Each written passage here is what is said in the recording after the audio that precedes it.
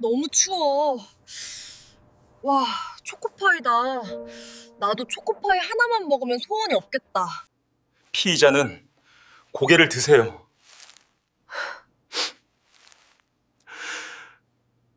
피의자는 고개를 드세요.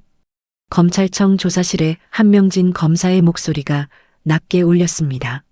58살인 그는 25해 동안 수많은 사건을 다뤄왔지만 오늘은 왠지 마음이 무거웠어요. 절도 사건, 그것도 초코파이 3박스를 훔친 23 여자의 조사. 서류상으로는 단순한 생계형 범죄였습니다. 하지만 명진은 직접 조사하기로 했어요. 피의자가 보육원 출신 미혼모라는 기록이 마음에 걸렸거든요. 조사실 문이 열리고 한 젊은 여성이 고개를 숙인 채 들어왔습니다. 낡은 솜 패딩, 실밥이 튀어나온 소매, 해진 운동화. 그녀는 의자에 앉으며 온몸을 움츠렸어요. 이름이 어떻게 되시죠? 장서희입니다. 나이는요? 23입니다. 목소리는 너무 작아서 거의 들리지 않을 정도였습니다. 명진은 서류를 넘기며 조심스럽게 말했어요. 제가 직접 조사를 담당하게 된 한명진 검사입니다. 긴장하지 마시고 편하게 말씀해 주세요. 네. 서희는 여전히 고개를 숙인 채였습니다. 명진은 잠시 그녀를 바라봤어요. 뭔가 낯익은 느낌이 들었지만 정확히 뭔지 알 수 없었죠. 자, 그럼 사건에 대해 여쭤볼게요. 고개 좀 들어주시겠어요? 조사할 때는 서로 눈을 보고 이야기하는 게 좋습니다. 명진이 부드럽게 말하자 서희는 천천히 고개를 들기 시작했습니다. 먼저 턱이 보였고 그 다음 콧날, 뺨, 마침내 눈이 드러났어요. 그 순간이었습니다. 명진의 손에서 볼펜이 툭 떨어졌어요. 책상 위를 굴러떨어지는 소리가 조용한 조사실에 크게 울렸죠. 하지만 명진은 그 소리조차 듣지 못했습니다. 온 신경이 눈앞의 얼굴에 집중되어 있었거든요. 이 얼굴은 눈물로 촉촉한 눈, 떨리는 입술, 불안에 떠는 눈빛, 그리고 무엇보다 그 윤곽. 명진의 심장이 미친 듯이 뛰기 시작했습니다. 아내 유진이 젊었을 때 얼굴이야. 명진은 숨을 크게 들이쉬었습니다. 진정하려 애썼지만 손이 떨렸어요. 서희는 명진의 이상한 반응에 더욱 움츠러들었습니다. 검사님? 아, 네. 죄송합니다. 잠시 정신이 없었네요.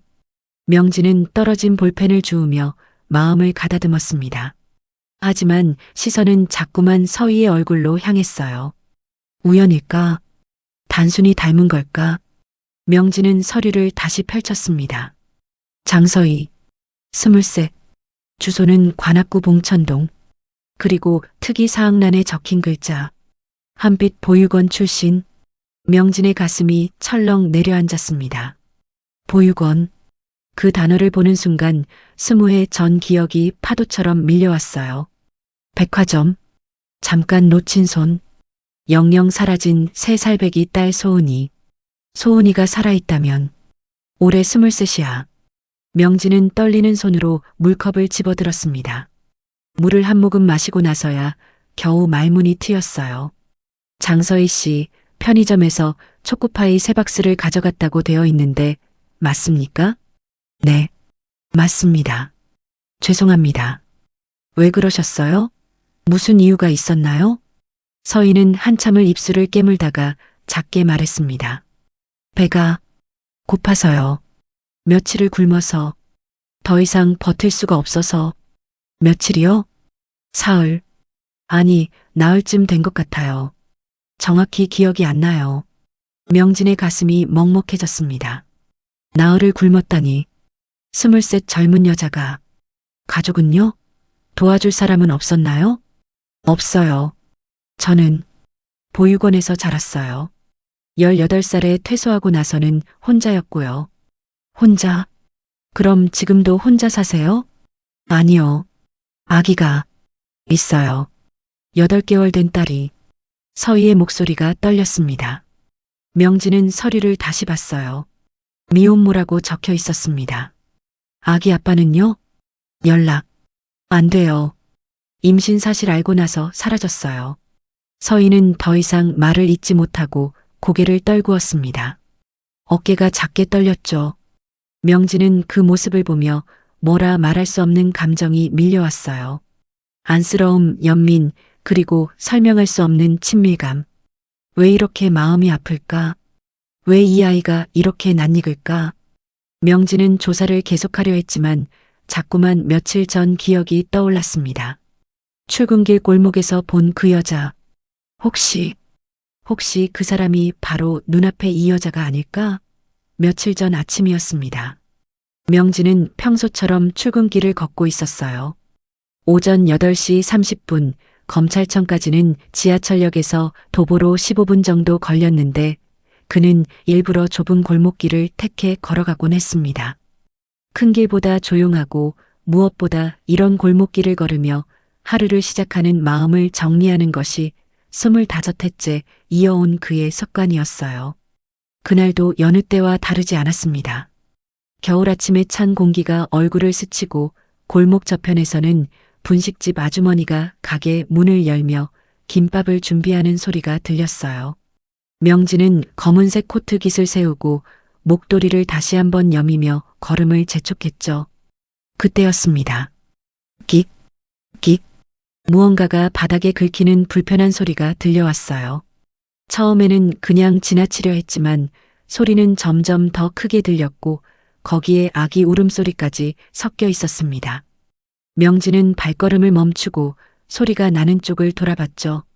골목 모퉁이에서 한 여자가 유모차를 밀고 있었습니다. 아니, 정확히는 끌고 있었어요. 유모차의 앞바퀴가 완전히 비틀어져 있었고 여자는 온 힘을 다해 유모차를 질질 끌며 가고 있었습니다. 턱이 있는 곳에 이르면 유모차는 꼼짝도 하지 않았고 바퀴는 헛돌며 끽 소리만 냈어요.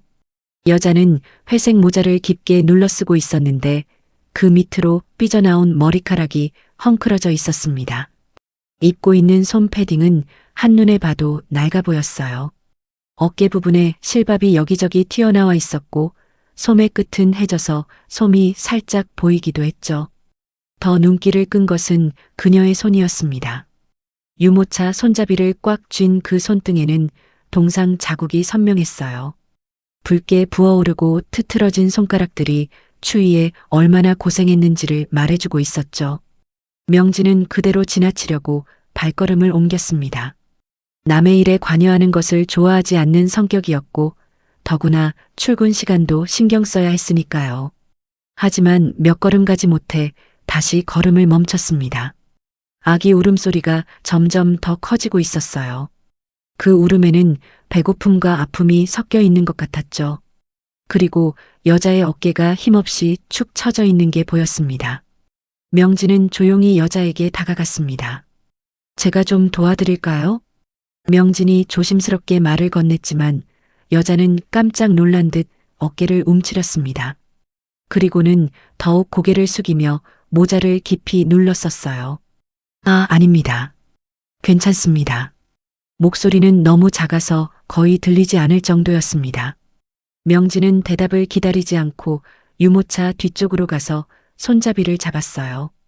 그리고는 살짝 들어올려 비틀어진 바퀴가 턱을 넘을 수 있도록 도왔습니다. 바퀴가 망가졌네요. 이렇게 하시면 좀 나을 겁니다. 명진이 유모차를 놓으며 말했습니다. 여자는 잠시 멈춰서서 고개를 더 깊이 숙였어요. 그리고는 떨리는 목소리로 겨우 한마디를 했습니다. 감사합니다. 그 목소리에는 감사함보다는 두려움이 더 많이 묻어 있었어요. 마치 누군가에게 쫓기는 사람처럼 혹은 세상 모든 것이 무서운 사람처럼 들렸죠. 명진은 유모차 안의 아기를 슬쩍 봤습니다. 담요에 꽁꽁 쌓여 있어서 얼굴은 잘 보이지 않았지만 기운이 없어 보였어요. 칭얼거리는 소리가 약하게 들렸습니다. 아기가 괜찮습니까? 많이 아픈 것 같은데. 명진이 걱정스러운 마음에 한 걸음 더 다가가며 물었지만 여자는 갑자기 유모차 손잡이를 꽉 잡고 뒤로 물러섰습니다. 모자 챙 아래로 그녀의 얼굴은 전혀 보이지 않았지만 온몸이 경직된 것이 느껴졌어요. 괜찮아요. 정말 괜찮습니다. 여자는 다급히 말하고는 유모차를 급하게 밀기 시작했습니다. 여전히 바퀴는 제대로 굴러가지 않아 질질 끌렸지만 그녀는 아랑곳하지 않고 빠르게 걸어갔어요. 마치 명진에게서, 아니 모든 사람에게서 도망치듯이 말이죠. 명진은 그 자리에 서서 멀어져가는 그녀의 뒷모습을 바라봤습니다. 낡은 솜 패딩이 바람에 펄럭이고 비틀거리는 유모차가 골목 모퉁이로 사라질 때까지 그는 움직이지 않았어요. 마음 한구석에서 이유를 알 수 없는 불편함이 일어났습니다. 뭔가 더 해야 했던 것 같은, 그냥 보내면 안 될 것 같은 이상한 느낌이었죠. 하지만 그는 고개를 저으며 다시 발걸음을 옮겼습니다. 남의 일이야. 내가 뭘 더 할 수 있겠어. 그렇게 스스로를 달래며 검찰청으로 향했지만 그날 하루 종일 그 장면이 머릿속에서 떠나지 않았어요. 사건 서류를 검토하면서도, 회의를 하면서도, 점심을 먹으면서도 자꾸만 그 여자와 아기의 모습이 떠올랐습니다. 다음 날 아침 명진은 같은 시간에 같은 골목길로 출근했습니다. 혹시나 하는 마음이 들었죠. 하지만 그 여자와 아기는 보이지 않았어요. 그 다음 날도 또 그 다음 날도 마찬가지였습니다. 그래, 우연이었어. 다시 만날 일은 없겠지. 그렇게 생각하며 일상으로 돌아가려 했지만 이상하게도 그날의 기억은 쉽게 사라지지 않았습니다. 그리고 지금 조사실에서 명진은 눈앞에 앉은 서희를 보며 확신했습니다. 맞아. 그 사람이야. 그때 그 낡은 패딩, 그 동상 자국. 똑같아. 명진의 가슴이 두근거렸습니다. 이 모든 우연이 단순한 우연일까요? 아니면 여느 때와 다름없이 출근하던 명진이 골목 중간쯤에 있는 작은 편의점 앞을 지나가려는 순간 발걸음이 멈췄습니다. 편의점 유리창 앞에 누군가 서 있었는데 그 뒷모습이 너무나 익숙했어요. 그 낡은 솜 패딩, 그 구부정한 어깨, 회색 모자까지 틀림없이 며칠 전 유모차를 끌던 그 여자였습니다. 여자는 유모차를 옆에 두고 편의점 진열대 앞에 서서 안의 물건들을 바라보고 있었어요. 하지만 들어가지는 않았습니다. 그저 유리창 너머로 바라만 볼 뿐이었죠. 명진은 잠시 그녀를 지켜봤습니다. 여자는 유리창에 거의 얼굴을 댈 듯이 가까이 서서 진열된 초코파이를 하나하나 훑어보고 있었어요. 빨간 포장지의 초코파이를 볼 때는 입술을 살짝 하찼고 할인 스티커가 붙은 큰 박스를 볼 때는 침을 삼키는 모습이 보였습니다. 그녀의 눈빛에는 간절함이 가득했어요. 단순히 배가 고파서가 아니었습니다. 그 눈빛에는 깊은 외로움과 고단함, 그리고 포기할 수 없는 무언가를 지키려는 절박함이 섞여 있었죠. 명진은 그 모습을 보며 가슴 한구석이 저릿해지는 것을 느꼈습니다. 저 여자는 지금 초코파이를 사고 싶어도 살 수 없는 거겠지. 주머니에 돈이 없으니까. 그저 유리창 너머로 바라보는 것만으로 배고픔을 달래려는 거겠구나. 유모차 안에서는 아기가 칭얼대는 소리가 작게 들렸습니다.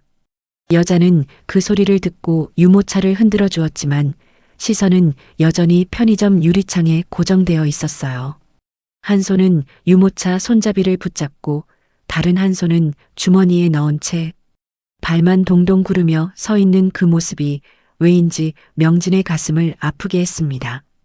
그 순간 명진은 자신도 모르게 편의점 안으로 들어가고 있었습니다. 어서 오세요. 편의점 아르바이트생이 인사했어요. 명진은 고개를 끄덕이며 초코파이 진열대로 갔습니다. 큰 박스 하나와 우유 2개를 집어들고 계산대로 향했죠. 모두 8,500원입니다. 계산을 마친 명진은 비닐봉지를 받아들고 편의점을 나섰습니다. 그리고는 천천히 아주 조심스럽게 여자에게 다가갔어요. 너무 갑작스럽게 다가가면 또 놀라서 도망갈 것 같았거든요. 실례합니다. 명진이 최대한 부드럽게 말을 건넸지만 여자는 여전히 깜짝 놀란 듯 몸을 움츠렸습니다.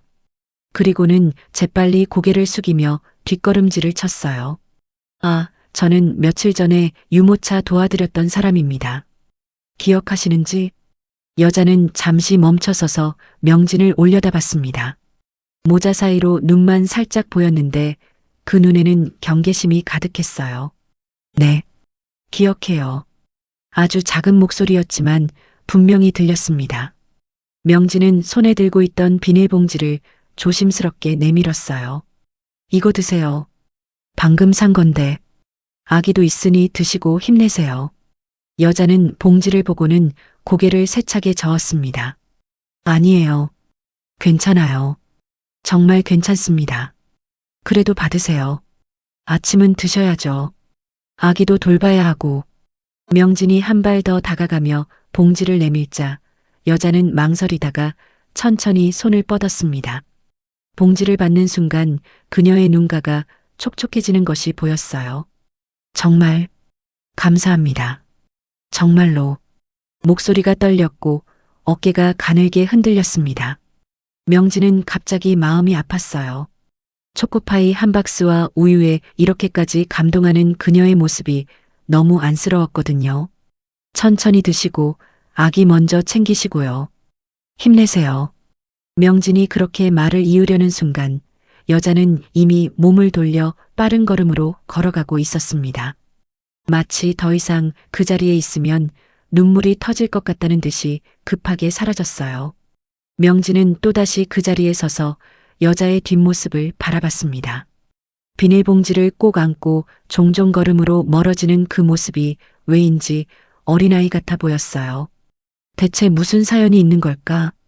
명진은 깊은 한숨을 쉬며 검찰청으로 향했습니다. 하지만 걸으면서도 계속 뒤를 돌아보게 되었어요. 그녀가 어디로 갔는지, 안전하게 집에 도착했는지 궁금했거든요. 그날도 명진은 검찰청에서 여러 사건을 다뤘습니다. 하지만 머릿속에서는 계속 그 여자의 모습이 떠올랐어요. 편의점 유리창에 얼굴을 대고 초코파이를 바라보던 그 간절한 눈빛, 봉지를 받고 눈물을 글썽이던 그 모습, 왜 이렇게 신경이 쓰이는 걸까? 명진은 스스로에게 물었습니다. 생면부지의 사람인데 왜 이렇게 마음이 쓰이는지 알 수 없었어요. 단순한 동정심이라고 하기엔 뭔가 더 깊은 감정이 있는 것 같았죠. 그리고 지금 조사실에서 다시 만난 그녀. 명진은 모든 것이 연결되고 있음을 느꼈습니다. 골목에서의 첫 만남, 편의점 앞에서의 두 번째 만남, 그리고 지금 조사실에서의 세 번째 만남. 그리고 그녀가 훔친 것은 초코파이였어. 그날 내가 건넸던 바로 그 초코파이. 명진은 서류를 보며 가슴이 조여드는 것을 느꼈습니다. 그 초코파이로 얼마나 버텼을까? 그리고 결국 다시 배가 고파서 훔칠 수밖에 없었던 거구나. 이 모든 것이 우연일까요? 3번이나 만났다는 것이? 아니, 우연이라고 하기엔 너무 많은 것이 맞아떨어졌습니다. 그녀의 얼굴, 나이, 보육원 출신이라는 사실, 그리고 무엇보다 아내 유진과 너무나 닮은 그 표정. 명진의 머릿속에서 하나의 가능성이 떠올랐습니다. 만약, 정말 만약에 저 아이가 20해 전 잃어버린 딸 소은이라면? 아니야. 그럴 리 없어. 명진은 고개를 저었습니다. 하지만 부정하면 할수록 그 가능성은 더욱 선명해졌어요. 모든 조각이 맞아떨어지고 있었습니다. 조사실은 여전히 조용했습니다. 서인은 고개를 숙인 채 눈물을 흘리고 있었고 명진은 떨리는 손으로 서류를 붙잡고 있었죠. 운명의 실타래가 천천히 하지만 확실하게 풀리기 시작하고 있었습니다. 명진은 깊은 숨을 들이쉬며 마음을 가다듬었습니다. 지금은 검사로서 조사를 진행해야 했어요. 개인적인 감정은 뒤로 미뤄야 했죠. 장서희 씨, 계속 조사를 진행하겠습니다. 사건 당일로 돌아가 볼까요? 네. 12월 5일 저녁 8시경 봉천동 편의점에서 초코파이 3박스를 가방에 넣고 나왔다고 되어 있는데 맞습니까? 네. 맞습니다. 서희의 목소리는 점점 작아졌습니다. 명진은 서류를 보며 조심스럽게 물었어요. 왜 하필 초코파이였나요? 다른 건 생각 안 하셨어요? 서희는 한참을 입술을 깨물다가 떨리는 목소리로 대답했습니다. 가장 싸면서도 배를 채울 수 있을 것 같았어요. 빵이나 컵라면도 생각했는데 초코파이가 작아서 가방에 넣기도 쉽고, 그리고요? 예전에 누군가 검사님께서 주신 적이 있어서요. 그때 정말 맛있게 먹었거든요. 명진의 가슴이 철렁 내려앉았습니다. 나였구나. 내가 준 초코파이를. 서희는 계속 말을 이었어요. 그 이후로 초코파이를 보면 그날이 생각났어요. 낯선 분이 그냥 주셨는데 너무 감사했거든요. 그래서 그 맛을 기억하고 있었어요. 명진은 아무 말도 할 수 없었습니다. 목이 메었어요. 자신이 준 초코파이가 이 아이에게 얼마나 큰 의미였는지, 그리고 그게 결국 이런 결과로 이어졌다는 것이. 그럼 그날 초코파이를 가져갈 때 어떤 심정이었어요? 무서웠어요. 너무 무서웠는데 배가 너무 고파서 더 이상 참을 수가 없었어요. 은솔이도 보채고 서희의 눈에서 눈물이 뚝뚝 떨어졌습니다. 정확히 며칠을 굶으셨다고 했죠? 나흘이요. 은솔이한테는 마지막 남은 분유를 줬는데 제가 먹을 건 사흘 전에 떨어졌어요. 그 검사님이 주신 초코파이도 다 먹었고, 명진은 서류에 적힌 날짜를 확인했습니다.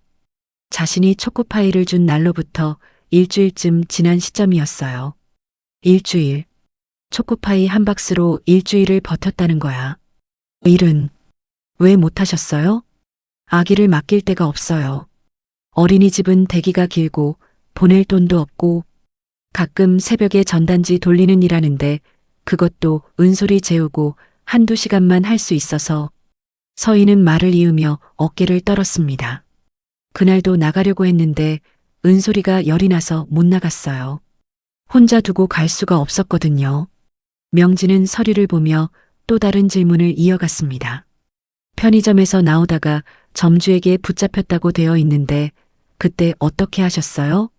울었어요. 그냥 계속 울면서 빌었어요. 한 번만 봐달라고.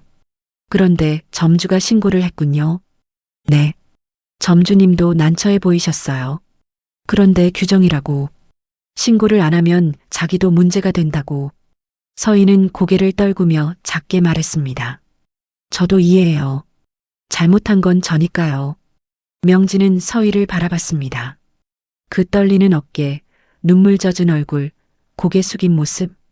모든 것이 20해 전 아내 유진의 모습과 겹쳐 보였어요. 유진이 슬플 때면 항상 저렇게 고개를 숙이고 입술을 깨물었죠. 눈물을 참으려 애쓰면서도 결국은 흘러내리던 그 모습. 너무 닮았어. 너무. 명진은 서류의 특이사항란을 다시 봤습니다. 한빛 보육원. 20해 전 3월 7일 발견. 3월 7일. 명진의 손이 멈췄습니다. 그날은 소은이가 사라진 바로 그 다음 날이었어요. 설마. 명진의 심장이 빠르게 뛰기 시작했습니다. 나이도 맞고 발견 시기도 맞고 얼굴도 닮았고, 하지만 확실하지 않았어요. 단지 추측일 뿐이었죠. 장서희 씨, 마지막으로 한 가지만 더 여쭤볼게요. 네. 보육원에서 자랐다고 하셨는데 혹시 부모님에 대한 기억이나 단서 같은 게 있나요? 서희는 고개를 저었습니다. 아무것도 기억나지 않아요.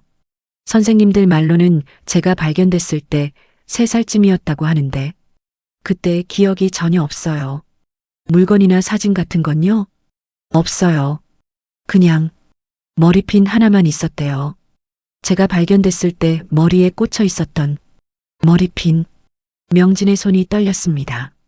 서류를 붙잡은 손에 힘이 들어갔어요. 그 머리핀 어떻게 생긴 건가요? 잘은 모르겠어요. 어렸을 때 한 번 봤는데 나비 모양이었던 것 같아요.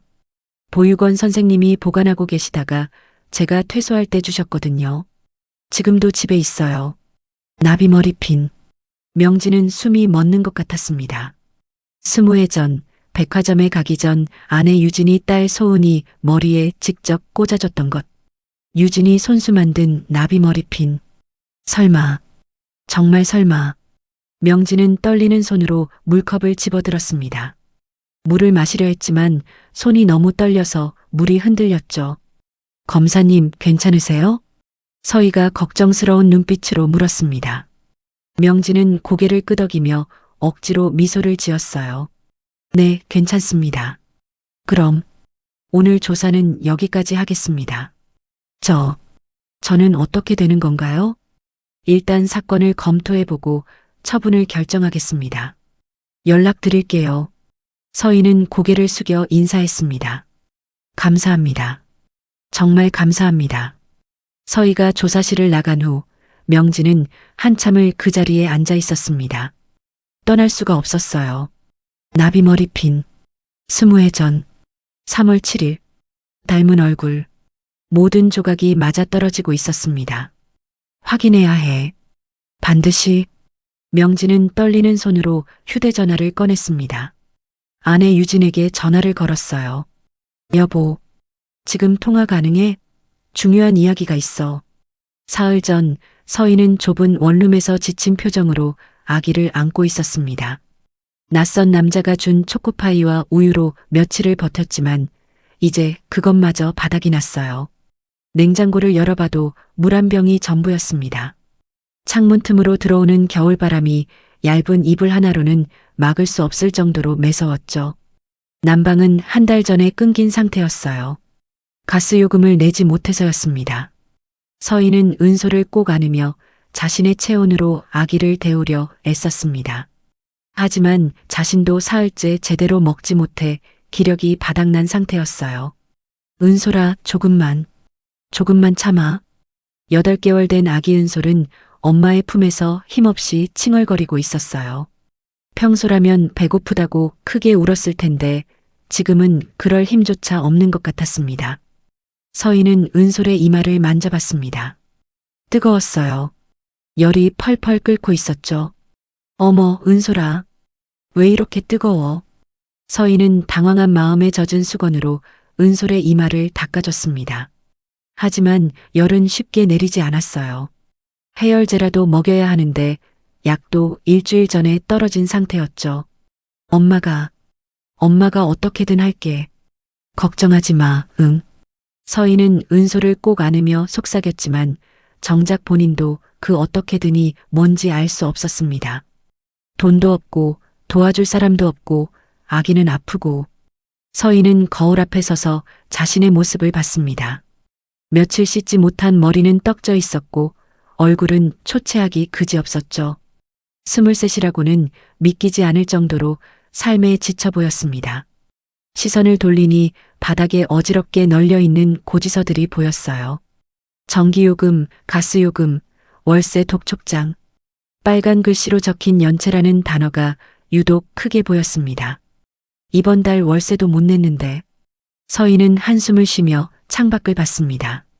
어둠이 내려앉고 있었어요. 은솔은 이제 울음소리조차 내지 않고 축 늘어져 있었습니다. 가끔 끙끙거리는 소리만 낼 뿐이었죠. 엄마 아빠가 있었다면 달랐을까? 보육원에서 자란 서희에게는 의지할 가족이 없었어요. 18살에 퇴소한 후로는 정말 혼자였죠. 그나마 만난 남자친구에게 기대려 했지만 그마저도 자신을 버리고 떠났습니다. 서희는 떨리는 손으로 휴대전화를 들었습니다. 연락처를 열어보니 고작 4개의 번호만 저장되어 있었어요. 소아청소년과 병원, 자신이 자란 보육원, 전 남자친구, 그리고 이웃집 아주머니. 혹시나 하는 마음에 남자친구 번호를 눌러봤지만 역시나 없는 번호라는 안내음만 들렸습니다. 아기를 가졌다고 했을 때 책임질 수 없다며 사라진 그는 번호까지 바꿔버렸죠. 나 진짜 혼자구나. 서희의 입에서 저절로 한숨 섞인 말이 새어나왔습니다. 23. 또래들은 대학에 다니고 취업 준비를 하고 연애를 하는 나이였죠. 하지만 서희에게는 오직 은솔뿐이었어요. 엄마. 은솔이 작은 소리로 엄마를 불렀습니다. 서희는 다시 아기를 안아 올렸어요. 미안해, 은솔아. 엄마가 미안해. 눈물이 볼을 타고 흘러내렸습니다. 아기에게 해줄 수 있는 게 아무것도 없다는 사실이 가슴을 찢어지게 만들었어요. 밤이 깊어갔습니다. 은솔의 열은 점점 더 올라가는 것 같았어요. 아기는 이제 가쁘게 숨을 쉬고 있었습니다. 서희는 공포에 떨었습니다. 이러다 은솔이가 정말 위험해지는 거 아니야? 병원에 가야 했어요. 하지만 병원비를 낼 돈이 없었습니다. 응급실에 가면 나중에라도 낼 수 있다고 했지만 이미 밀린 병원비가 수십만 원이었어요. 어떡하지? 어떻게? 서희는 은솔을 안고 방 안을 오락가락했습니다. 무언가 해야 하는데 할 수 있는 게 아무것도 없었어요. 그때 문득 떠올랐습니다. 며칠 전 편의점 앞에서 유리창 너머로 봤던 초코파이. 그리고 낯선 남자가 건네줬던 따뜻한 봉지. 뭐라도 먹어야 해. 내가 쓰러지면 은솔이는 어떻게 돼? 서희의 뱃속에서 꼬르륵 소리가 났습니다. 사흘째 굶은 몸은 이미 한계였어요. 어지럽고 다리에 힘이 없었습니다. 오늘만 넘기자. 서희는 스스로에게 말했습니다. 하지만 그것은 스스로를 속이는 말이었어요.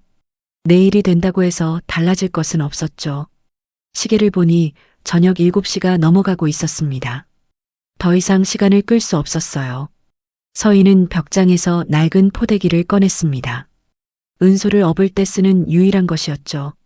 아기를 등에 업으며 조용히 다짐했습니다. 미안해, 은솔아. 엄마가 나쁜 일을 해야 할 것 같아. 하지만 너를 살리려면 어쩔 수 없어. 서희는 낡은 솜 패딩을 입고 모자를 깊게 눌렀었습니다. 문을 나서기 전 잠시 멈춰섰어요. 머릿속은 온통 초코파이 생각뿐이었습니다. 막막함이 목을 조여왔지만 돌아갈 수는 없었습니다. 운명의 그 순간을 향해 서희는 떨리는 발걸음을 내디뎠습니다. 밖으로 나오자 찬바람이 얼굴을 때렸습니다. 서희는 포대기를 다시 한번 여미며 은솔을 감쌌어요. 등에서 아기의 뜨거운 체온이 느껴졌습니다. 열이 더 오른 것 같았어요. 은솔아, 조금만 참아. 서희는 떨리는 발걸음으로 걷기 시작했습니다. 다리에 힘이 없어서 비틀거렸지만 멈출 수 없었어요. 거리에는 퇴근하는 사람들로 북적였습니다.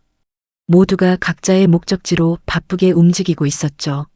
나는 엄마 자격이 있는 걸까? 자신감은 바닥을 쳤고 죄책감은 하늘을 찔렀어요. 하지만 은솔을 위해서라면 무엇이든 해야 했습니다. 그것이 엄마라는 이름의 무게였으니까요. 10분쯤 걸었을까요? 익숙한 편의점 불빛이 보이기 시작했습니다. 며칠 전 유리창 너머로 초코파이를 바라보던 그곳. 그리고 낯선 남자가 초코파이를 건네준 그곳. 서희의 심장이 빠르게 뛰기 시작했어요. 무서웠지만 돌아갈 수는 없었습니다. 편의점 자동문이 열리는 순간 서희는 깊은 숨을 들이쉬었습니다. 따뜻한 공기가 얼굴을 감싸자 오히려 몸이 더 떨렸어요. 밝은 형광등 불빛이 눈을 찔렀고 편의점 안을 오가는 손님들의 소리가 귓가를 맴돌았습니다. 등에 업힌 은솔이 꿈틀거렸지만 다행히 잠들어 있는 것 같았죠. 서희는 천천히 편의점 안으로 들어갔습니다. 입구 근처 천장에 설치된 CCTV가 빨간 불빛을 깜빡이며 돌아가고 있었어요. 순간 시선이 그쪽으로 향했지만 서희는 재빨리 고개를 돌렸습니다. 침착하자. 그냥 필요한 것만 가져가면 돼. 서희는 스스로를 다독이며 진열대 사이를 걸었습니다. 초코파이 진열대가 보였어요. 빨간 포장지에 초코파이들이 줄지어 놓여 있었습니다. 떨리는 손으로 박스 하나를 집어들었습니다. 가벼웠어요. 하지만 이 작은 박스가 며칠을 버티게 해줄 수 있었습니다. 하나만 가져가자. 하지만 손은 저절로 두 번째, 세 번째 박스를 집어들고 있었어요. 언제 다시 먹을 수 있을지 모르니까. 며칠을 더 버텨야 하니까. 서희는 준비해온 낡은 청가방을 펼쳤습니다. 주변을 두리번거리며 재빨리 초코파이 박스 3개를 가방에 넣었어요. 심장이 미친 듯이 뛰기 시작했습니다. 이건 도둑질이야. 범죄라고. 하지만 은솔이가 죽을 것 같아. 다른 방법이 있을 거야. 다른 방법이 뭐가 있어? 돈도 없고 도와줄 사람도 없는데. 머릿속에서 두 가지 목소리가 격렬하게 싸우고 있었습니다. 하지만 등에서 은솔이 작게 신음하는 소리가 들리자 서희는 더 이상 망설일 수 없었어요. 가방을 꼭 안고 출구 쪽으로 걸어갔습니다. 입이 바싹바싹 마르고 다리가 후들거렸어요. 10걸음, 5걸음, 3걸음. 자동문이 보였습니다. 센서에 불이 들어오며 문이 열리기 시작했어요. 조금만 더. 서희가 문 밖으로 나서려는 바로 그 순간이었습니다. 손님, 굵은 목소리가 등 뒤에서 들렸어요. 서희는 본능적으로 걸음을 멈췄습니다. 아니, 멈출 수밖에 없었죠. 누군가 팔을 꽉 붙잡았으니까요. 손님, 계산 안 하셨는데요? 40대쯤 되어 보이는 남자 점주였습니다. 그의 눈빛은 날카로웠고 표정은 굳어 있었어요. 서희는 순간 온몸에서 피가 빠져나가는 것을 느꼈습니다. 얼굴이 하얗게 질렸고 입술이 파르르 떨렸어요. 아기가. 말이 제대로 나오지 않았습니다. 목이 막힌 것처럼 답답했고 눈앞이 하얗게 변했어요. 등에 엎인 은솔이 놀랐는지 칭얼거리기 시작했죠. 가방 좀 보여주시겠어요? 점주가 단호하게 말했습니다. 서희는 떨리는 손으로 가방을 내밀었어요. 점주가 가방을 열어보자 초코파이 박스 3개가 그대로 들어 있었습니다. 역시, 손님, 이건 안 되죠. 사무실로 가시죠. 제발, 한 번만 봐주세요. 아기가 아파요. 며칠을 굶었어요. 정말 어쩔 수 없었어요. 서희는 눈물을 흘리며 애원했습니다. 하지만 점주는 고개를 저었어요. 안타깝지만 안 됩니다. 규정이에요. 제가 신고 안 하면 저도 문제가 돼요. 점주는 휴대전화를 꺼내 경찰에 신고했습니다. 서희는 편의점 한쪽 구석에 서서 멍하니 있을 수밖에 없었어요. 흐르는 눈물을 하염없이 닦았죠. 은솔은 이제 크게 울기 시작했습니다. 배고픔과 열 그리고 낯선 상황에 놀란 것 같았어요. 은솔아, 괜찮아. 엄마가 있어. 서희는 아기를 달래려 했지만 소용없었어요. 울음소리는 점점 커졌고 편의점 안으로 들어오던 손님들이 서희를 쳐다봤습니다. 수군거리는 소리가 들려왔죠. 저기 저 사람 뭐 훔친 거래. 아기까지 없고. 참, 10분쯤 지났을까요? 경찰차 사이렌 소리가 들렸습니다. 서희의 가슴이 더욱 빠르게 뛰었어요. 이제 정말 끝이구나. 2명의 경찰관이 들어왔습니다. 한 명은 나이든 남자 경찰관, 다른 한 명은 젊은 여자 경찰관이었어요. 신고 들어온 분이시죠? 점주가 고개를 끄덕였습니다. 남자 경찰관이 서희를 봤어요. 일단 같이 가시죠. 파출소에서 조사받으셔야 합니다. 서희는 고개를 끄덕였습니다. 더 이상 저항할 힘도 없었어요. 은솔을 꼭 안고 일어섰죠. 다리가 후들거려서 제대로 서 있기도 힘들었습니다. 경찰차로 가는 길, 편의점 앞을 지나가는 사람들이 서희를 쳐다봤습니다. 어떤 사람은 혀를 찾고 어떤 사람은 안타까운 표정을 지었어요. 경찰차에 타자마자 서희는 끝내 울음을 터뜨렸습니다. 미안해, 은솔아. 엄마가 미안해. 흐느끼는 소리가 경찰차 안을 가득 채웠어요. 앞좌석에 앉은 여자 경찰관이 백미러로 서희를 봤습니다. 그녀의 눈에도 안타까움이 묻어났죠. 경찰차는 천천히 출발했습니다. 서희는 차창 밖을 멍하니 바라봤어요. 거리의 불빛들이 눈물에 번져 보였습니다. 이 순간부터 서희의 삶은 완전히 달라질 운명이었습니다. 경찰차가 파출소에 도착했을 때는 이미 밤 9시가 넘어 있었습니다. 서희는 은솔을 꼭 안은 채 차에서 내렸어요. 차가운 밤 공기가 얼굴을 때렸지만 정작 온몸은 식은땀으로 축축하게 젖어 있었습니다.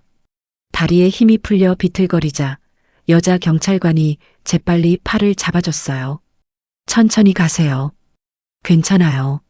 그 따뜻한 말투에 서희는 또다시 눈물이 터질 것 같았습니다. 하지만 꾹 참았어요. 이미 충분히 울었으니까요.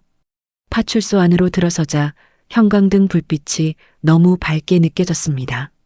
몇몇 경찰관들이 업무를 보고 있었고 한쪽 구석에는 술에 취한 사람이 의자에 앉아 있었어요. 서희는 작아지고 싶었습니다. 이 모든 시선이 부담스러웠거든요. 이쪽으로 앉으세요. 남자 경찰관이 조사실 의자를 가리켰습니다. 서희는 조심스럽게 앉았어요. 은솔은 여전히 칭얼거리고 있었죠. 배고픔과 열 때문에 보채는 게 분명했습니다.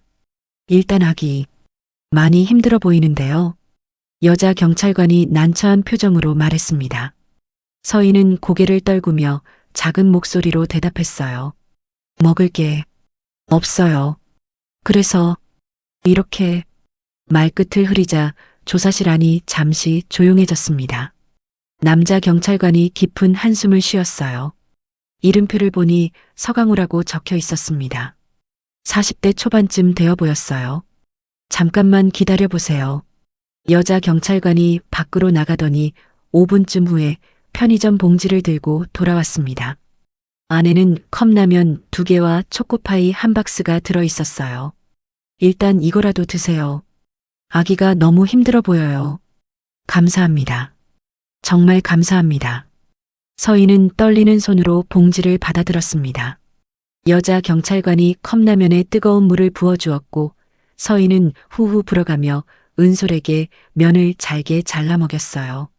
아기는 급하게 삼키기 시작했습니다. 얼마나 배가 고팠을까요? 강우 경위는 그 모습을 잠시 지켜보다가 책상 위에 진술서를 펼쳤습니다. 장서희 씨, 주민등록번호 말씀해 주세요. 서희는 떨리는 목소리로 번호를 불렀습니다. 강우 경위는 천천히 받아 적으며 물었어요. 주소는요? 서울시 관악구 봉천동. 가족은요? 부모님이나 형제자매는? 그 질문에 서희는 입술을 깨물었습니다. 없어요. 저는 보육원에서 자랐어요. 퇴소한 지 5년 됐고 강우 경위의 손이 잠시 멈췄습니다. 그는 서희를 다시 한번 바라봤어요. 23, 보육원 출신, 그리고 아기까지. 이 젊은 엄마가 얼마나 힘들게 살아왔을지 충분히 짐작이 갔습니다.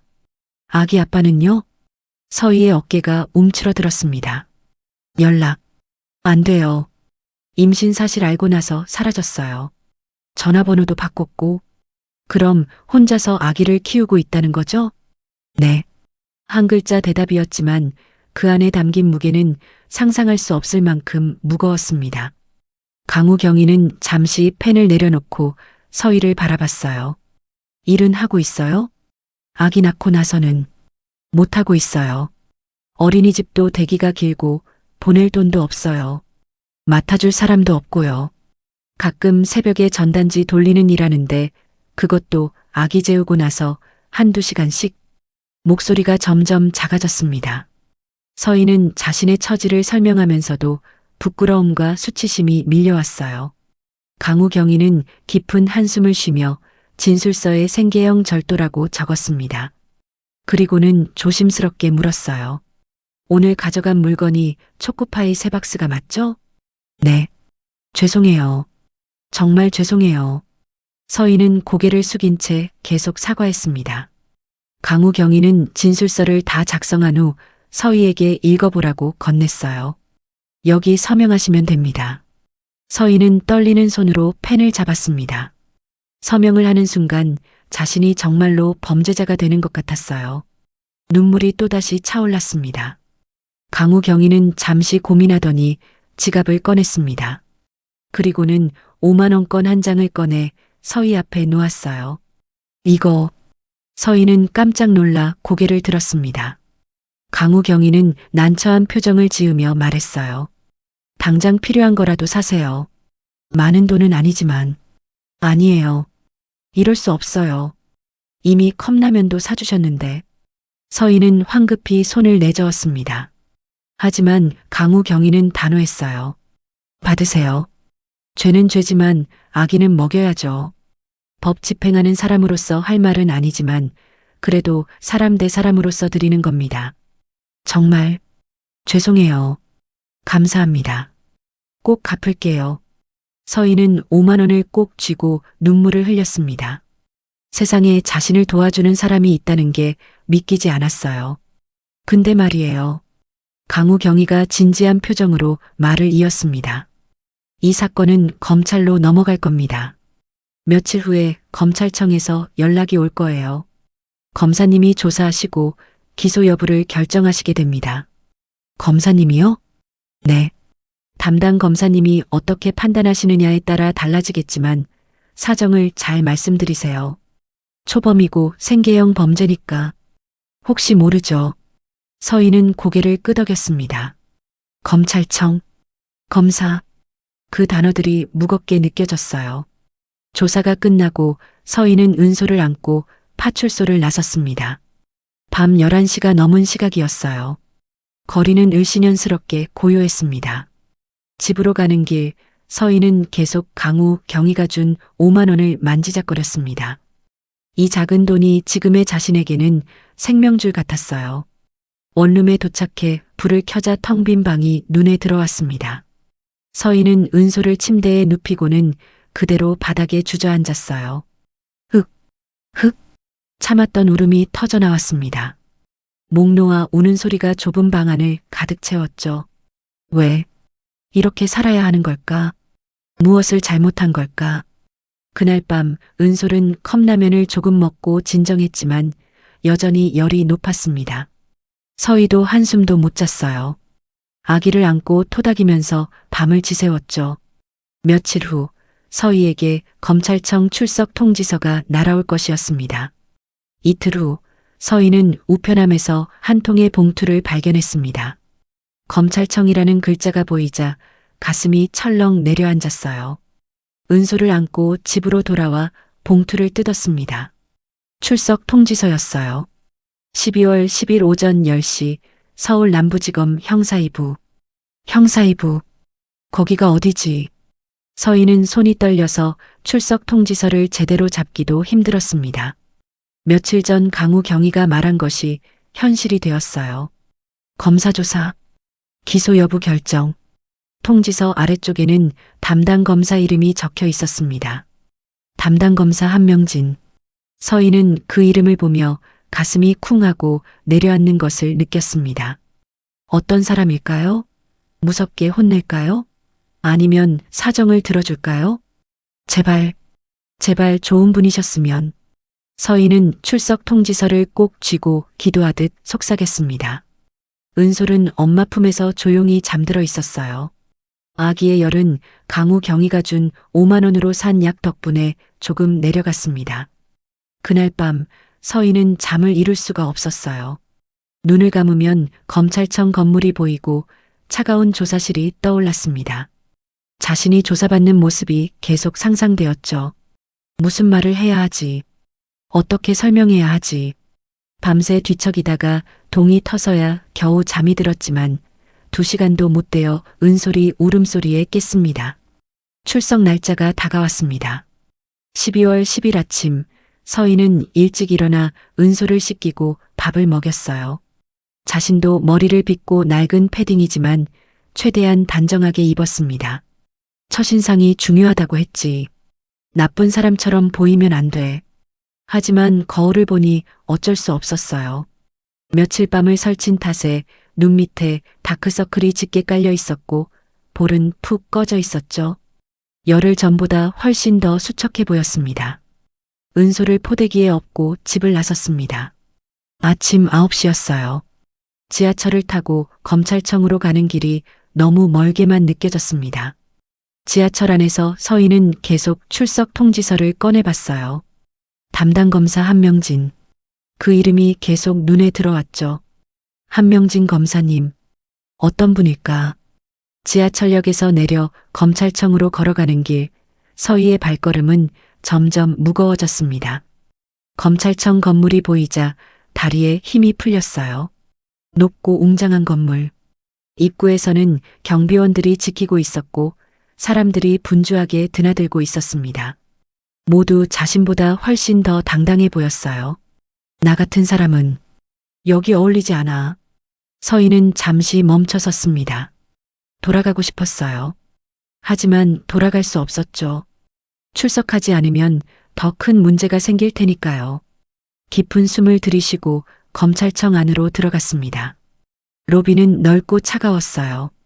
천장은 높았고 바닥은 대리석으로 깔려 있었죠. 안내 데스크에서 출석 통지서를 내밀었습니다.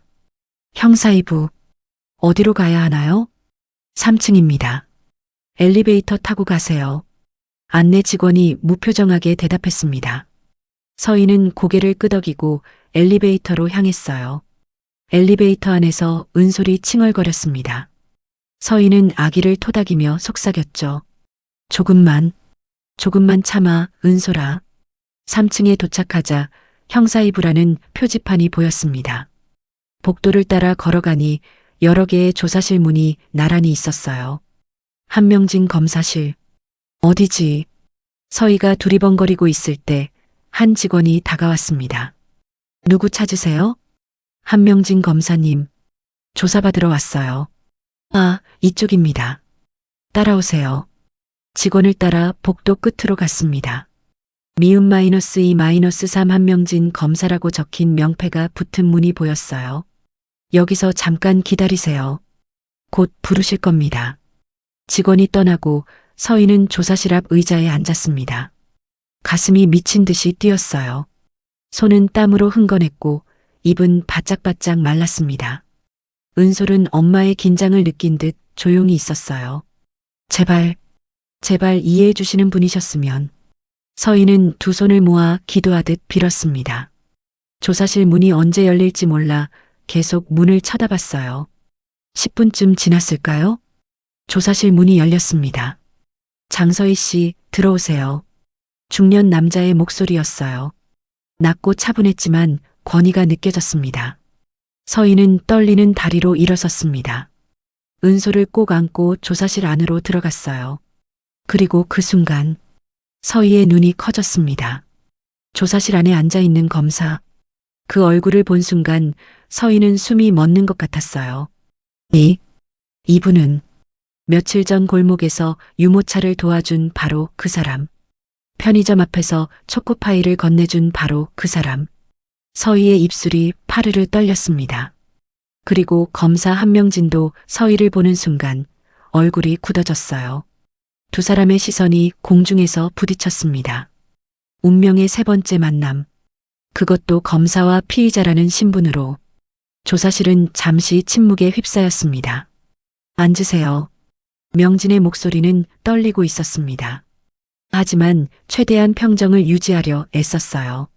검사로서의 권위를 잃지 않으면서도 눈앞에 이 젊은 여자에게 위압감을 주지 않으려 했죠. 서희는 천천히 의자에 앉았습니다. 은솔을 무릎 위에 올려놓고 두 손으로 꼭 안았어요. 아기는 다행히 잠들어 있었습니다. 명진은 서희를 바라봤습니다. 더 가까이서 보니 확신은 더욱 강해졌어요. 그 눈매, 그 콧날, 그리고 무엇보다 입술을 깨무는 습관까지 아내 유진과 너무나 똑같았습니다. 장서희 씨, 네, 저 기억하세요? 명진이 조심스럽게 물었습니다. 서희는 고개를 끄덕였어요. 네, 유모차 도와주신 분, 그리고 초코파이 주신 분, 맞습니다. 그게 저였어요. 두 사람 사이에 잠시 침묵이 흘렀습니다. 어색하고 복잡한 침묵이었죠. 명진은 볼펜을 집어들고 서류를 펼쳤어요. 오늘은 절도 사건에 대해 조사하겠습니다. 긴장하지 말고 편하게 말씀해 주세요. 명진이 부드럽게 말했지만 서희는 여전히 온몸이 긴장되어 있었습니다. 손이 떨리고 목소리도 제대로 나오지 않았어요. 조사가 시작되었습니다. 피의자는 고개를 드세요. 서희가 천천히 고개를 들자 명진은 또다시 가슴이 철렁 내려앉는 것을 느꼈어요. 그 얼굴, 눈물로 촉촉한 눈, 떨리는 입술, 소은이, 정말 소은이일까? 명진은 떨리는 손으로 서류에 적힌 내용을 읽기 시작했습니다. 이름이 어떻게 되시죠? 장서희입니다. 나이는요? 23입니다. 23. 명진의 손이 잠시 멈췄어요. 소은이가 살아있다면 올해 23이었습니다. 편의점에서 초코파이 3박스를 가져갔다고 되어 있는데 맞습니까? 네, 맞습니다. 죄송합니다. 조사는 천천히 진행되었습니다. 왜 훔쳤는지, 며칠을 굶었는지, 아기는 왜 혼자 키우는지. 서희는 떨리는 목소리로 하나하나 대답했어요. 명진은 질문을 하면서도 계속 서희를 관찰했습니다.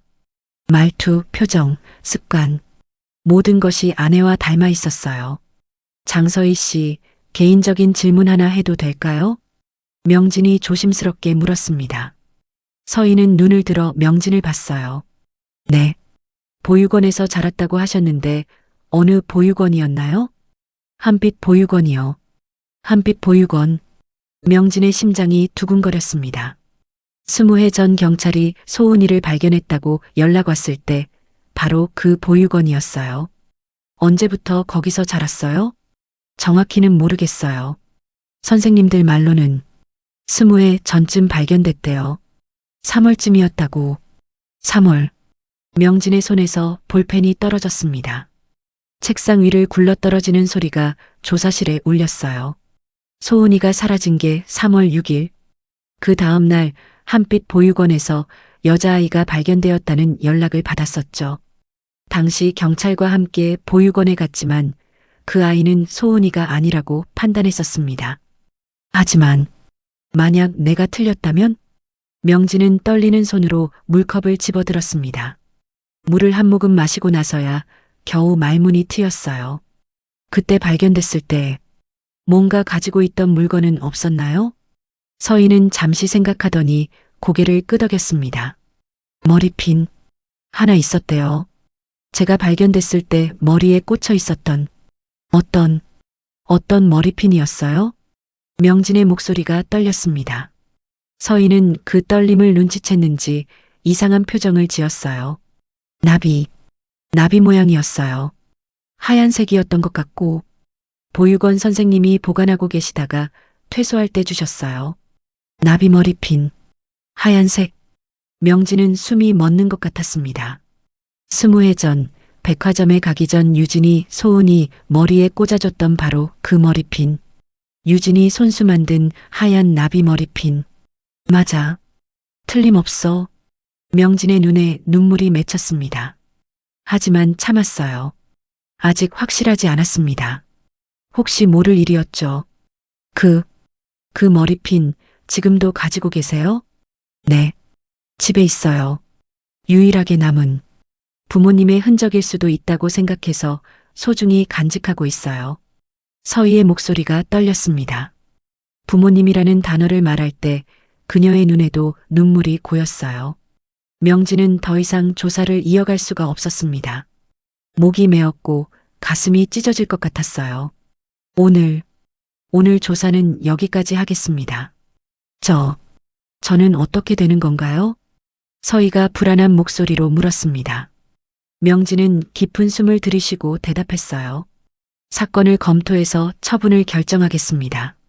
초범이고 생계형 범죄니까 기소유예나 기소중지 처분이 나올 가능성이 있습니다. 기소유예요? 기소하지 않는다는 뜻입니다. 범죄 기록은 남지만 처벌은 받지 않아요. 서희의 얼굴에 안도의 빛이 스쳤습니다. 정말 감사합니다. 서희가 고개를 숙여 인사했습니다. 명진은 그 모습을 보며 가슴이 미어졌어요. 이 아이가 정말 우리 딸이라면 20해 동안 이렇게 힘들게 살았다는 거잖아. 서희가 조사실을 나간 후 명진은 한참을 그 자리에 앉아 있었습니다. 떠날 수가 없었어요. 나이, 보육원, 발견 시기, 나비 머리핀, 닮은 얼굴, 모든 조각이 완벽하게 맞아떨어지고 있었습니다. 명진은 떨리는 손으로 휴대전화를 꺼냈습니다. 아내 유진에게 전화를 걸었어요. 여보, 지금 집에 있어? 내가 지금 바로 갈게. 중요한 이야기가 있어. 아주 중요한.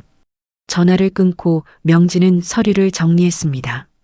그리고는 책상 서랍에서 오래된 사진 한 장을 꺼냈어요. 20해 전 찍은 가족 사진.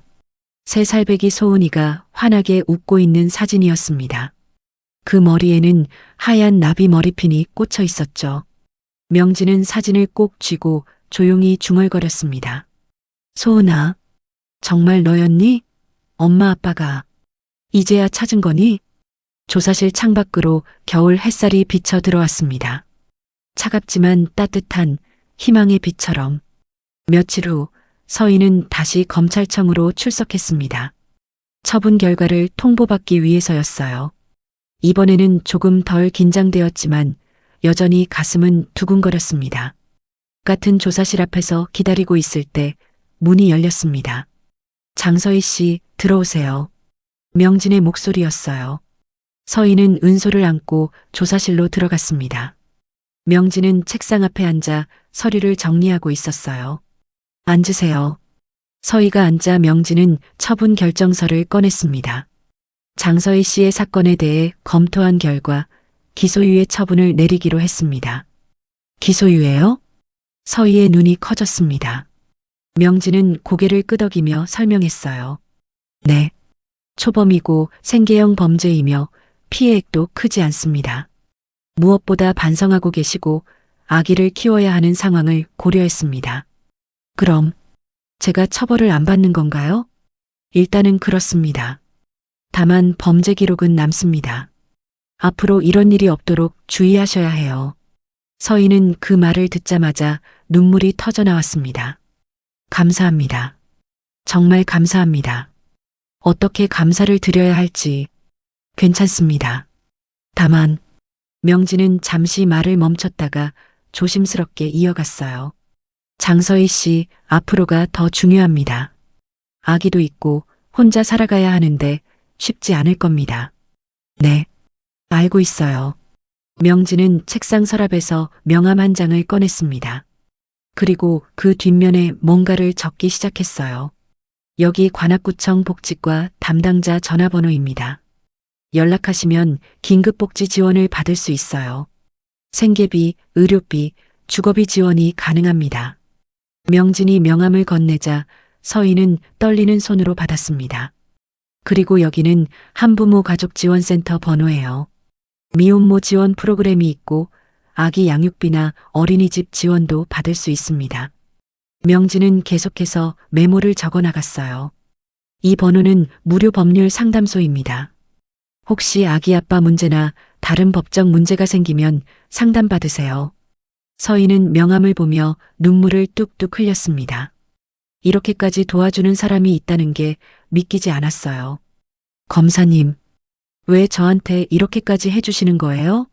명진은 서희의 질문에 순간 말문이 막혔습니다. 왜일까요? 자신도 정확히 알 수 없었어요. 단순히 불쌍해서? 아니면 검사로서 당연히 해야 할 일입니다. 범죄를 처벌하는 것도 중요하지만 재범을 막는 것도 검사의 역할이니까요. 명진이 공식적인 답변을 했지만 속마음은 달랐어요. 눈앞에 이 젊은 여자가 혹시 자신의 딸이 아닐까 하는 의심. 아니, 거의 확신에 가까운 느낌. 하지만 아직 확실하지 않았습니다. 단지 나이, 보육원, 머리핀만으로는 부족했어요. 더 확실한 증거가 필요했죠. 연락처를 꼭 이용하세요. 혼자 감당하려 하지 마시고요. 네, 정말 감사합니다. 서희가 일어서려 할 때 명진이 조심스럽게 물었습니다. 장서희 씨, 혹시 그 머리핀 말인데요. 사진 같은 거 있으면 보여주실 수 있을까요? 서희는 고개를 갸우뚱했어요. 왜 궁금하신데요? 아, 그냥 혹시 유실물 데이터베이스에 기록이 있을 수도 있어서요. 부모님을 찾는데 도움이 될 수도 있고. 명진은 얼버무렸습니다. 서희는 잠시 생각하더니 고개를 끄덕였어요. 집에 있어요. 사진 찍어서 보내드릴까요? 네, 부탁드립니다. 제 번호 알려드릴게요. 명진은 자신의 휴대전화 번호를 적어 건넸습니다. 서희는 명함을 받아들고 조심스럽게 물었어요. 검사님, 혹시 정말로 제 부모님을 찾을 수 있을까요? 그 질문에 명진의 가슴이 철렁 내려앉았습니다. 서희의 눈에는 간절함이 가득했어요. 20해 넘게 부모를 그리워하며 살아온 아이의 눈빛이었죠. 최선을 다해보겠습니다. 약속은 못하지만 감사합니다. 정말 검사님은 제 인생에서 처음으로 저를 도와준 분이에요. 강우 경위님 말고는. 서인은 깊이 고개를 숙여 인사했습니다. 그리고는 은소를 안고 조사실을 나갔어요. 문이 닫히자 명진은 의자에 깊이 몸을 기댔습니다. 한숨이 절로 나왔어요. 확인해야 해. 반드시. 하지만 어떻게 확인할까요? 머리핀 사진만으로는 부족했습니다. DNA 검사? 그건 너무 성급한 결정이었어요. 만약 아니라면 서희에게 상처만 줄 테니까요. 명진은 창밖을 바라봤습니다. 겨울 하늘은 잔뜩 흐려 있었어요. 곧 눈이 내릴 것 같았죠. 한빛 보육원. 거기 가봐야겠어. 20해 전 기록이 남아있을지는 모르겠지만 가볼 가치는 있었습니다. 당시 보육원 원장 선생님이 아직 계실 수도 있었고요. 명진은 책상 위에 놓인 가족 사진을 다시 봤습니다. 하얀 나비 머리핀을 한 3살배기 소은이가 활짝 웃고 있었어요. 소은아, 정말 내가 맞니? 그날 저녁 명진은 아내 유진에게 모든 것을 이야기했습니다. 골목에서의 만남, 편의점에서의 만남, 그리고 조사실에서의 재회. 나이, 보육원, 머리핀까지. 유진은 그 이야기를 듣고는 한참을 말없이 있다가 조용히 말했어요. 당신, 그 아이를 만나고 싶어요. 제가 직접 봐야 알 것 같아요. 나도 그래. 하지만 너무 성급하게 굴면 안 돼. 만약 아니라면. 알아요. 하지만 당신 말을 듣고 있으니 가슴이 뛰어요. 혹시나 하는 마음에. 유진의 눈에도 눈물이 맺혔습니다. 20해 동안 잃어버린 딸을 그리워하며 살아온 어머니의 눈물이었죠. 일단 보육원부터 가보자. 기록이 남아있을 거야. 명진은 아내의 손을 꼭 잡았습니다. 두 사람의 눈에는 희망과 두려움이 동시에 담겨 있었어요. 운명의 실타래는 이제 거의 다 풀려가고 있었습니다.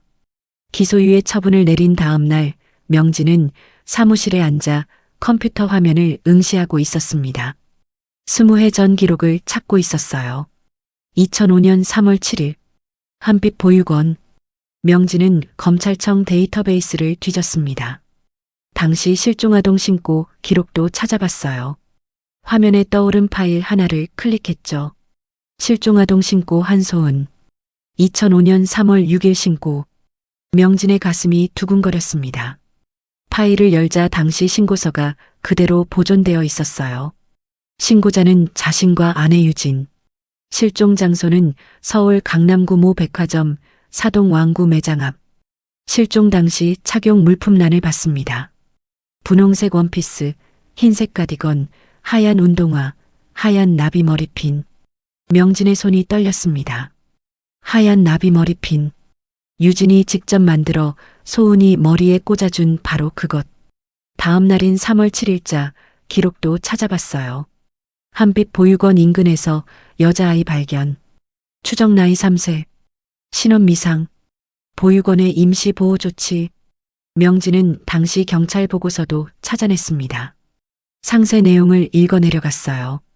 발견 당시 착용 물품 분홍색 원피스 더러움, 흰색 가디건 찢어짐, 머리에 하얀 나비 모양 머리핀. 심장이 미친 듯이 뛰었습니다. 일치해. 완벽하게 일치해. 명진은 의자에 깊이 몸을 기댔습니다. 옷 색깔, 머리핀, 나이, 발견 시기. 모든 것이 맞아떨어지고 있었어요. 하지만 한 가지 의문이 남았습니다. 왜 당시에는 소은이가 아니라고 판단했을까? 명진은 당시 기억을 되살려봤습니다. 20해 전 경찰로부터 연락을 받고 아내와 함께 한빛 보육원으로 갔었어요. 보육원 선생님이 여자아이를 데리고 나왔죠. 하지만 그 아이를 본 순간 유진이 단호하게 말했었습니다. 우리 딸이 아니에요. 닮지도 않았고 느낌도 달라요. 당시 그 아이는 울고 있었고 얼굴도 더러웠으며 겁에 질려 있었어요. 유진이 다가가려 하자 더욱 심하게 울면서 도망쳤었죠. 그때 제대로 확인을 못한 거야. 명진은 머리를 감싸쥐었습니다. 만약 그때 좀 더 신중하게 확인했다면, DNA 검사라도 했다면, 지문을 대조했다면, 20회를 그 아이 혼자 보육원에서 보내게 한 거야. 죄책감이 밀려왔습니다. 명진은 책상 위에 놓인 가족 사진을 봤어요. 3살배기 소은이가 환하게 웃고 있었죠. 명진은 다시 컴퓨터로 돌아가 더 많은 기록을 찾기 시작했습니다. 한빛 보육원 홈페이지에 접속했어요. 연영란을 보니 원장 이름이 적혀 있었습니다. 이성령 원장. 재직 기간 1998년 현재. 명진의 눈이 빛났습니다. 20해 전에도 계셨던 분이었어요. 그렇다면 당시 상황을 기억하고 계실 가능성이 높았죠. 명진은 곧바로 한빛 보육원에 전화를 걸었습니다. 여보세요. 한빛 보육원입니다. 안녕하세요. 서울 남부지검 한명진 검사입니다. 이성령 원장님과 통화할 수 있을까요? 잠시만 기다려주세요. 잠시 후 중년 여자의 목소리가 들렸어요. 네, 이성령입니다. 안녕하세요, 원장님. 서울 남부지검 한명진 검사라고 합니다. 20해 전 보육원에 입소했던 아이에 대해 여쭤보려고 연락드렸습니다. 20해 전이요? 어떤 아이를 말씀하시는 건지. 2005년 3월 7일에 발견되어 입소한 여자아이입니다. 당시 3살쯤이었고 전화 너머로 원장이 잠시 생각하는 기척이 들렸어요. 아, 서희를 말씀하시는 건가요? 장서희? 네, 맞습니다. 그 아이가 무슨 문제라도 있나요? 아니요, 문제는 없습니다. 다만 신원 확인과 관련해서 몇 가지 여쭤보고 싶은 게 있어서요. 혹시 내일 보육원으로 찾아뵈어도 될까요? 네, 괜찮습니다. 몇 시쯤 오시겠어요? 오후 2시쯤 가도 될까요? 좋습니다. 기다리고 있겠습니다. 전화를 끊고 명진은 깊은 숨을 내쉬었습니다. 이제 한 걸음 더 다가갔어요. 저녁에 집으로 돌아가자 유진이 기다리고 있었습니다. 어떻게 됐어요? 유진이 다급하게 물었어요. 명진은 아내를 소파에 앉히고 천천히 설명했습니다. 기록조사 결과 모든 것이 일치한다는 것, 그리고 내일 보육원을 방문할 것이라는 계획까지. 유진은 이야기를 듣는 내내 손으로 입을 막고 있었어요. 눈에서는 눈물이 줄줄 흘러내렸죠. 정말 우리 소은이일까요? 아직 확실하지 않아. 하지만 가능성은 아주 높아. 저도 같이 가도 돼요? 당연하지. 같이 가야지. 명진은 아내의 손을 꼭 잡았습니다. 두 사람은 그날 밤 거의 잠을 이루지 못했어요. 기대와 두려움이 뒤섞인 채 밤을 지샜죠. 이튿날 오후 명진과 유진은 한빛 보육원으로 향했습니다. 차 안은 내내 조용했어요. 두 사람 모두 긴장한 탓이었죠. 보육원에 도착하자 이성령 원장이 현관에서 기다리고 있었습니다. 60대 초반쯤 되어 보이는 단정한 인상의 여자였어요. 검사님 오셨군요. 어서 들어오세요. 안녕하세요. 제 아내입니다. 유진이 고개를 숙여 인사했습니다. 세 사람은 원장실로 들어갔어요. 서희에 대해 궁금하시다고 하셨는데 혹시 무슨 일이 있었나요? 이성령 원장이 걱정스러운 표정으로 물었습니다. 명진은 조심스럽게 말문을 열었어요. 원장님, 20해 전 서희가 이곳에 오게 된 경위에 대해 좀 더 자세히 들을 수 있을까요? 당시 어떤 상황이었는지. 원장은 잠시 생각하더니 천천히 이야기하기 시작했습니다. 그날은 3월 7일이었어요. 아침 일찍 경찰에서 연락이 왔죠. 보육원 근처 공원 벤치에서 여자아이가 혼자 울고 있다고. 명진과 유진은 숨을 죽이고 원장의 이야기를 들었습니다.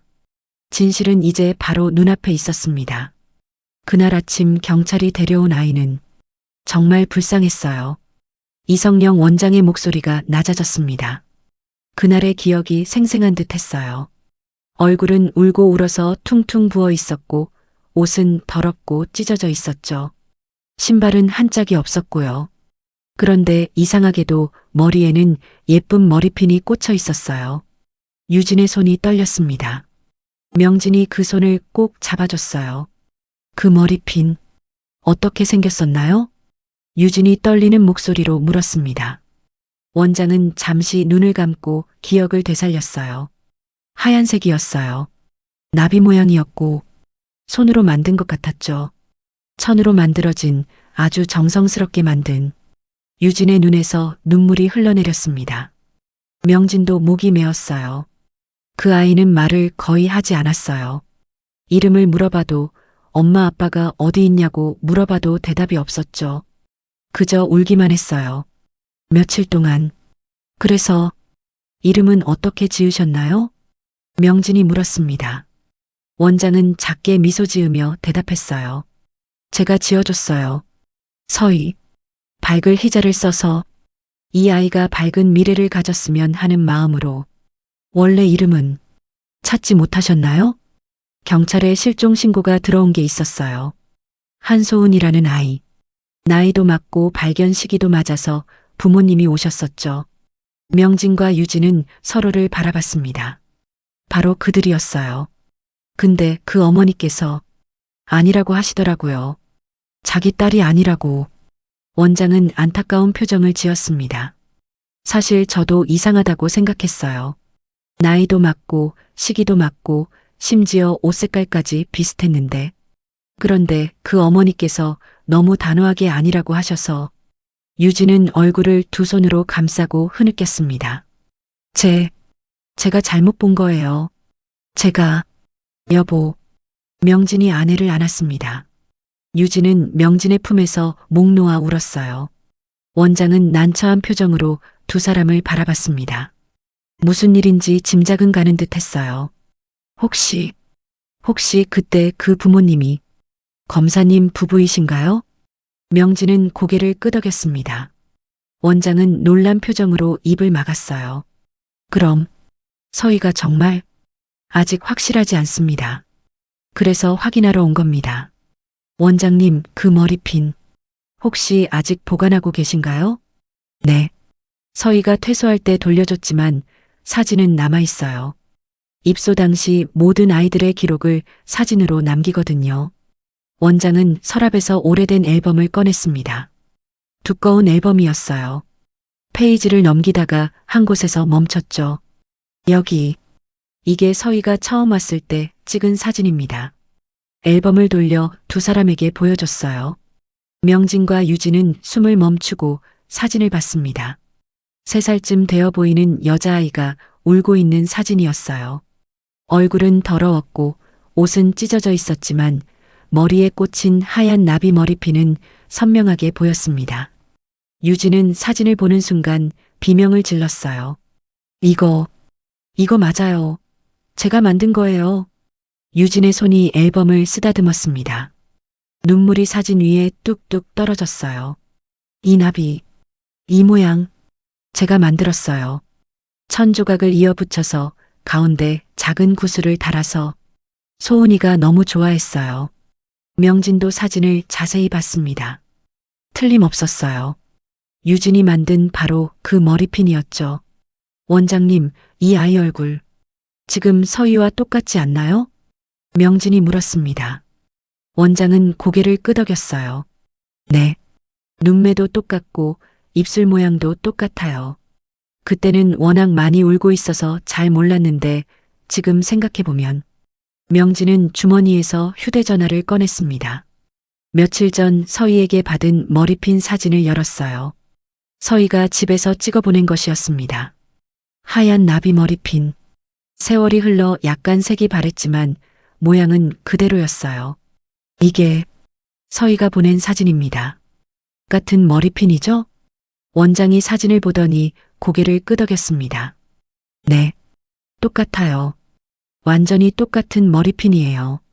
유진은 더 이상 참을 수 없었습니다. 의자에서 일어나 벽에 기대더니 주저앉으며 울기 시작했어요. 소은아, 우리 소은이 20해 동안 혼자서. 명진도 눈물을 참을 수 없었습니다. 검사로서, 남편으로서, 아버지로서 느끼는 감정들이 뒤섞였어요. 죄책감, 안도감, 그리움, 그리고 깊은 슬픔. 원장도 눈시울이 붉어졌습니다. 서희가 검사님의 딸이었군요. 그 아이가 얼마나 부모님을 그리워했는지 아세요? 다른 아이들은 면회 오는 날이면 기대하지도 않는데 서희는 18살 퇴소할 때까지 매번 현관 앞에 서서 기다렸어요.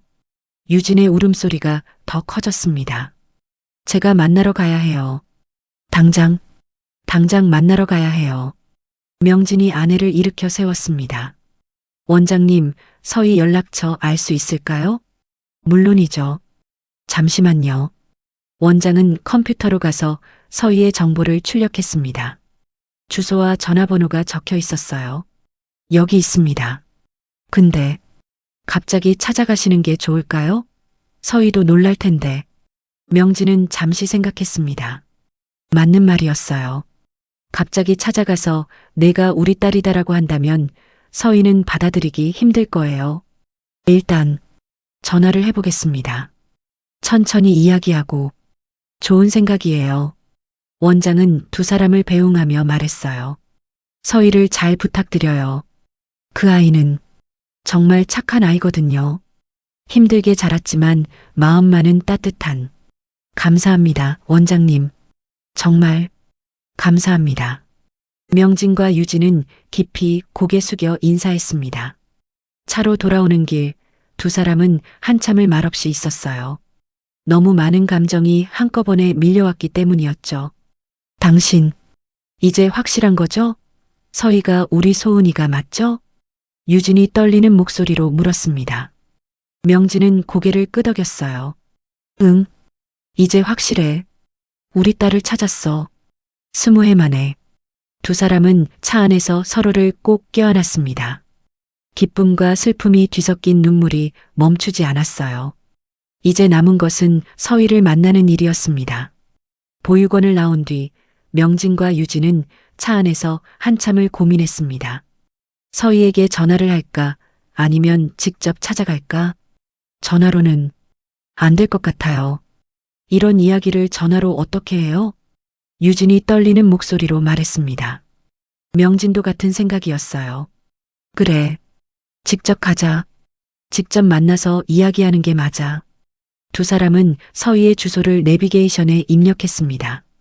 관악구 봉천동. 차로 30분 거리였어요. 차는 천천히 움직였습니다. 명진은 평소보다 조심스럽게 운전했어요. 옆자리에 유진은 내내 손을 비틀고 있었죠. 어떻게 말을 꺼내야 할까요? 갑자기 찾아가서 내가 우리 딸이라고 하면 믿을까요? 머리핀이 있잖아. 그걸 보면 알 거야. 만약 못 알아보면 어떡해요? 아니라고 하면? 유진의 목소리가 점점 불안해졌습니다. 명진은 잠시 차를 세우고 아내의 손을 잡았어요. 여보, 우리 딸이야. 확실해. 원장님도 확인해 주셨잖아. 머리핀도 똑같고 나이도 맞고 얼굴도 닮았어. 더 이상 의심할 게 없어. 그래도 무서워요. 만약 틀렸다면, 또 실망하게 되면. 명진은 아내를 꼭 안아줬습니다. 20해 동안 딸을 잃은 슬픔을 안고 살아온 아내였어요. 이제 또다시 희망을 품었다가 실망할까봐 두려워하는 게 당연했죠. 괜찮아. 이번엔 진짜야. 내가 확신해. 두 사람은 다시 출발했습니다. 봉천동에 도착하자 낡은 다세대 주택들이 즐비했어요. 골목은 좁았고 건물들은 오래되어 보였습니다. 서희의 주소를 찾아 골목 안쪽으로 들어갔습니다. 3층짜리 낡은 건물이 나타났어요. 1층에는 작은 슈퍼마켓이 있었고 2층과 3층은 원룸들이 빼곡히 들어차 있었죠. 2층 3호. 여기네요. 명진이 작은 명패를 확인했습니다. 235라고만 적혀 있었어요. 두 사람은 좁은 계단을 올라갔습니다. 2층에 도착하자 3호 문 앞에 낡은 유모차가 접혀 있는 게 보였어요. 바퀴는 여전히 비틀어져 있었습니다. 맞아. 여기야. 명진은 깊은 숨을 들이쉬었습니다. 유진은 명진의 팔을 꼭 잡고 서 있었어요. 두 사람 모두 심장이 미친 듯이 뛰고 있었죠. 누를까요? 유진이 속삭였습니다. 명진은 고개를 끄덕이고 떨리는 손으로 초인종을 눌렀어요. 띵동. 초인종 소리가 울렸습니다. 안에서 아기 울음소리가 들렸습니다.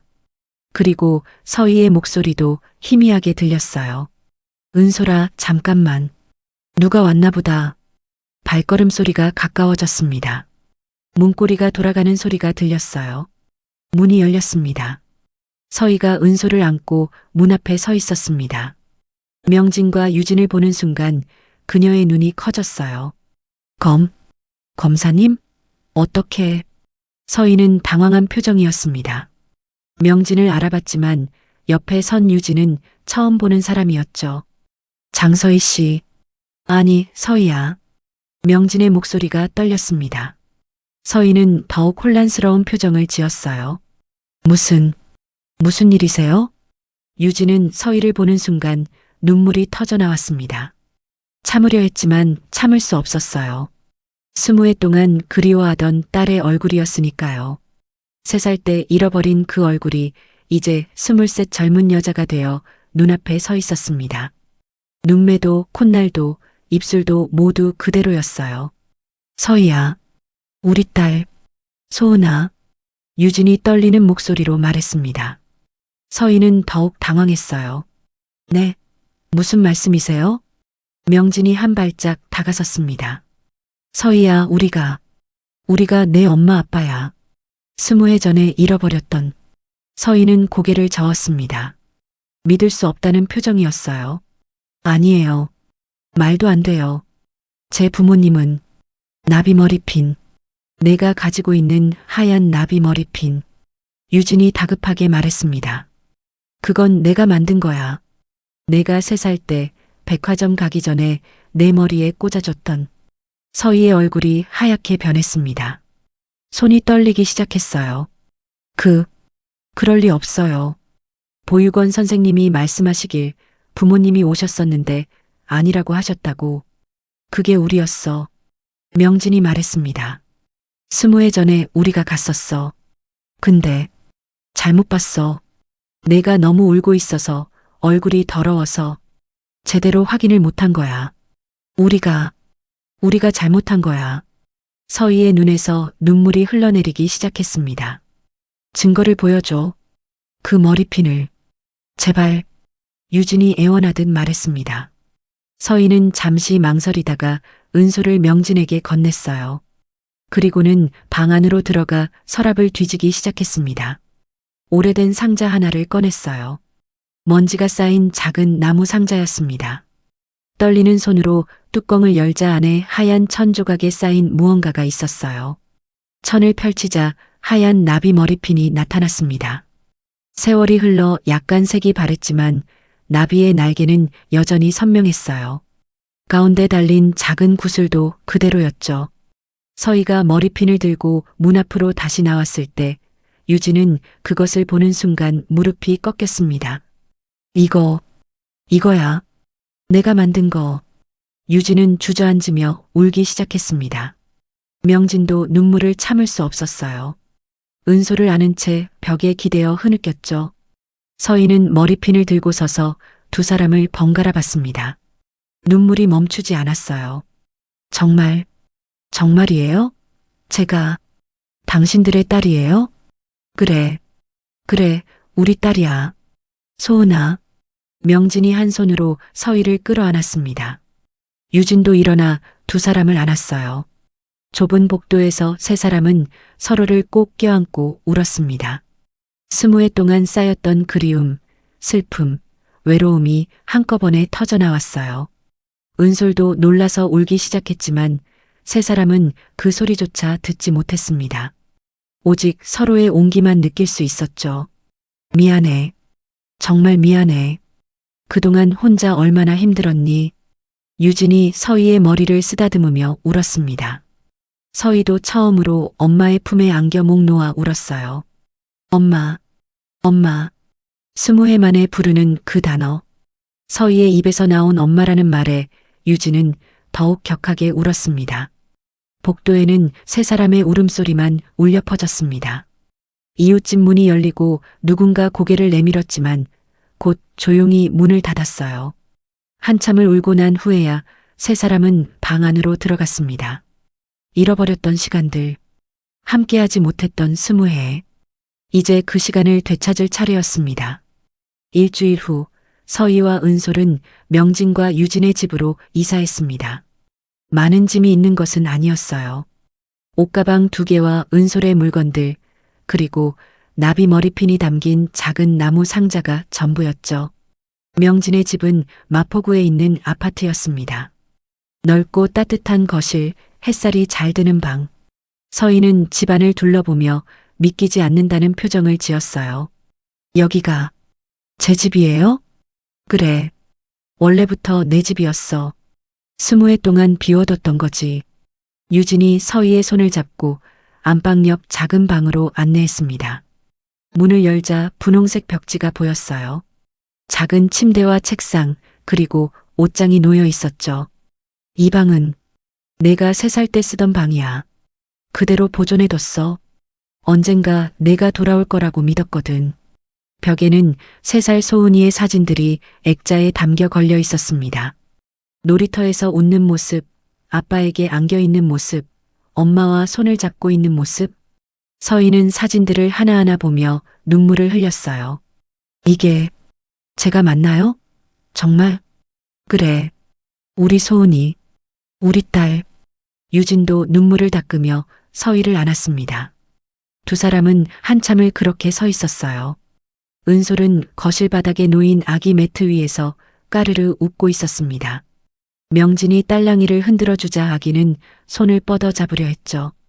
은솔이도 이제 할아버지, 할머니 있네. 외롭지 않겠구나. 명진이 은솔을 안아올리며 말했습니다. 아기는 명진의 얼굴을 만지작거리며 웃었어요. 며칠이 지나자 서희는 조금씩 집에 적응해 갔습니다. 아침에 일어나면 유진이 준비한 따뜻한 밥이 있었어요. 된장찌개, 김치, 계란말이. 보육원에서도 혼자 살 때도 먹어보지 못한 정성스러운 아침 식사였죠. 많이 먹어. 너무 말랐어.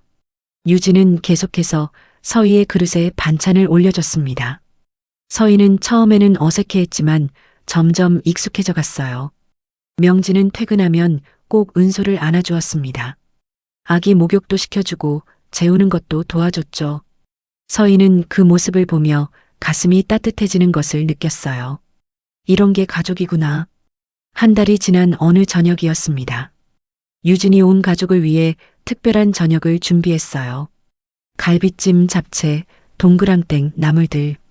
식탁은 음식으로 가득했습니다.